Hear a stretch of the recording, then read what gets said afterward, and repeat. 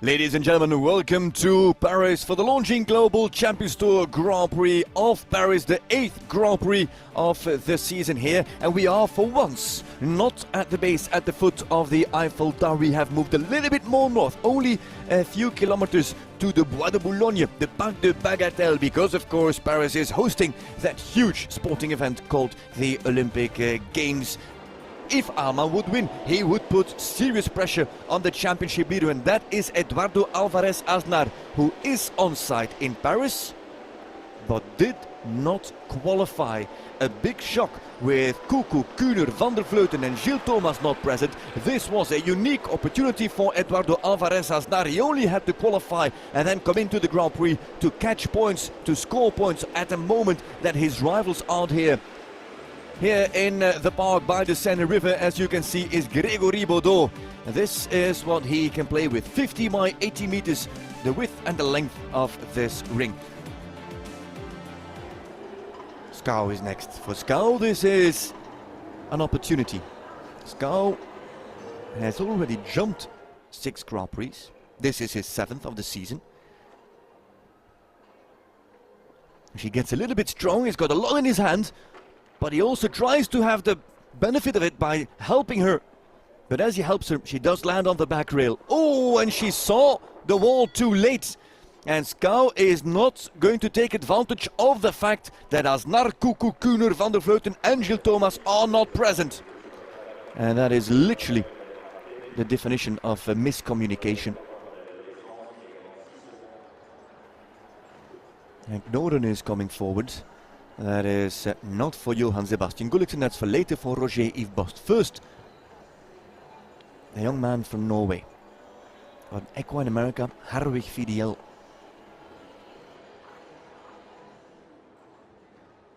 Still clear. Time penalty risk flirting with the 71 seconds.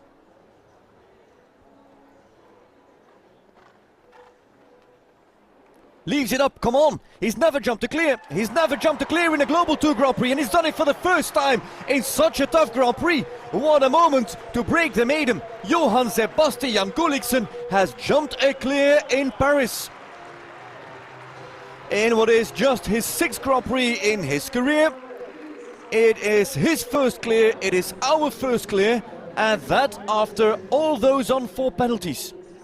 What a great round from Johan Sebastian Gulliksen. The beautiful grey is Hello Valentino. That's well ridden from Scott Brash. Now he had his strides in time. He had him beautifully in time, but he's got a time penalty. Oh, Scott Brash, 0.06 of a second outside the time allowed. Can you believe that? Is it that moment of, I don't want to call it disobedience, in front of the triple combination that took him too long to get those 7 strides? He had it beautifully into the final line. 0.06 of a second. Ay, ay, ay, ay, ay, Scott Brash. Second round or second part of this Grand Prix, Longines Global Champions Tour Grand Prix of Paris. It is Nicolas Philippaerts with Katanga van het Dingeshof. Oh no! Nicolas Philippaerts. That's the 3rd time now that the first fence goes. Oh, she runs deep. Oh, and she has a big rub on that upright, but it's still up, and it is indeed a very fast 4. That is tactically well played from Nicolas Philippaerts, with all the risk on 4 penalties, and he is another 2 seconds faster than Grégory Cotard.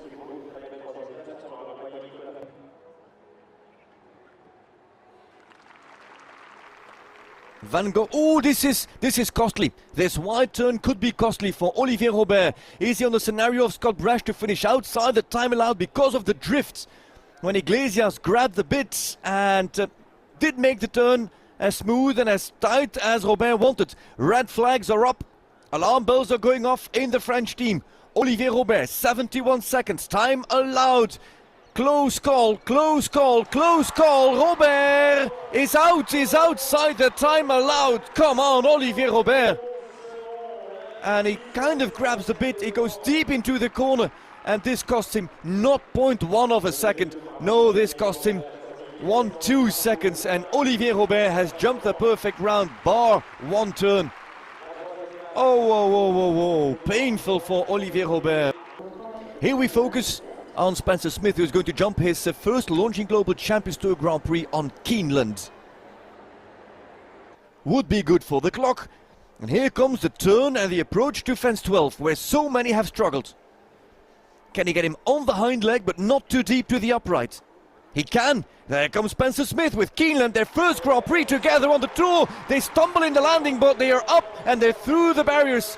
And they are clear and qualified. This is the second pair only to jump clear in the Grand Prix of Paris. Well done, Keeneland. Well done, Spencer Smith.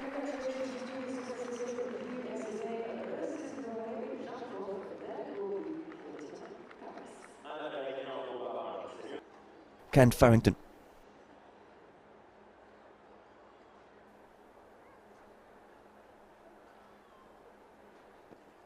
Here's the dreaded upright that stays up. Oh, there is a shark in the water. Kent Farrington has joined Johan Sebastian Gulliksen and Spencer Smith. And the two youngsters are now little fish in a sea with this shark. Kent Farrington is in. Sadran on Dexter de Kerglen. This is a fluent round of Jean Sadran with Dexter de Kerglen.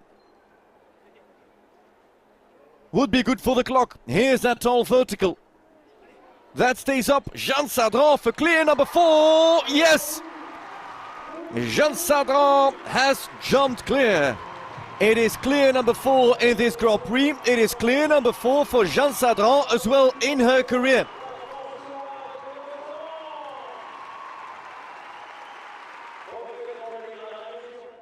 It was a lightning fast qualifier from Nathalie Dean on Akota M. 4 in the jump off, 2 Americans. Make that, no, it's gone. Ay, ay, ay, Nathalie Dean, last fence, the first one to be faulted on the final fence of this Grand Prix in Paris. Nathalie Dean and Akota M are 8th. Their fast time puts them in 8th. They are just lower than Nicolas Philipparts. There are the standings. Gulliksen, Smith, Farrington and Sadran with clears. 0.06 out the time, Brash. 0.17 out the time, Robert. Time penalties for them and no jump off. And then the fast fours of Philipparts and Dean.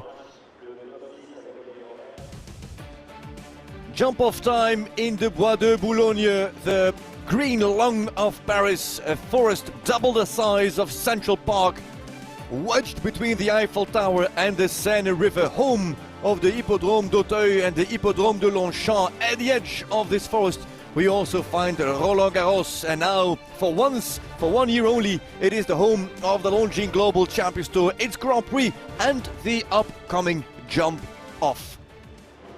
Johan Sebastian Gulliksen, the disadvantage to be first to go, and for Spencer Smith and Keeneland, it is their first real test against the clock at this level.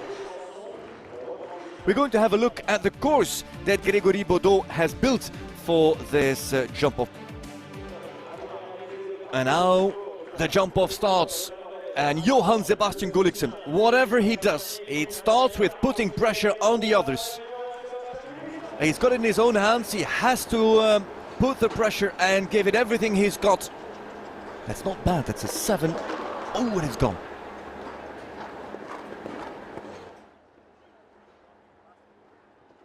Speed 28.4 and home on 4.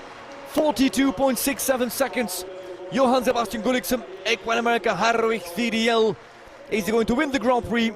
Likely not. Is he going to be on the podium? We have to wait and see.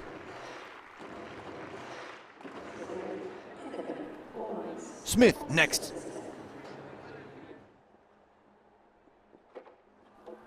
Oh, and there it's gone, and on the split time he is behind on Johan Sebastian Gulliksen. If Smith doesn't make the time, Gulliksen is guaranteed of his first ever podium on the Longines Global Champions Tour Grand Prix. Kent Farrington and Myla, winners just a week ago in a 4-star Grand Prix, in flying form. Oh, that's gone. Oh, whoa, whoa, whoa, whoa. now would be back in front of Johann Sebastian Gulliksen to take the lead here in Paris on 4 penalties. There's Ken Farrington, and it is just faster, but not much. Ken Farrington in front of Johann Sebastian Gulliksen and Spencer Smith, all on 4 penalties. Farrington leads on 4 penalties in 42.51.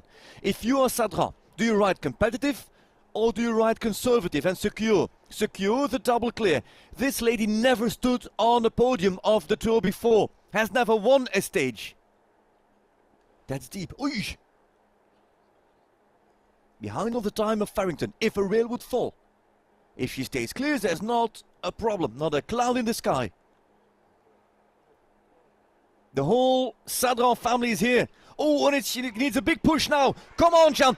For the first one ever, a historical French win. A historical win for Jean Sadran. Dexter de Kerguelen, the highest rated horse in this Grand Prix. Is it going to happen? She has won her first ever Longines Global Champions Tour Grand Prix in her career. The French have come out on top. The tears, let them flow, let them flow. An emotional win for Jean Sadran in what was her 4th jump off in her career, and now she's done it. She's won it. She's going to Riyadh. Jean Sadran is now officially a Longines Global Champions Tour Grand Prix winner. Ken Farrington is second, and Johann Sebastian Gulliksen also makes his first ever podium to come third with Equine America Harwig Fidiel. Smith misses out. Jean, a huge win for you in the LGCT Grand Prix here in Paris. Sum up your emotions. I cannot believe it's just incredible, just in front of my crowd. It's something special. And then it's my first 5-star Grand Prix win here in Paris. I couldn't imagine a better result. See the overall standings now of the championship. What has happened? Scow moves into 5th, just 1 place up. Philippard moves up and Arquetin as well, but not many changes to be fair. It's Asnar, Koekoek and Kuhner still in the top 3, comfortably in the top 3.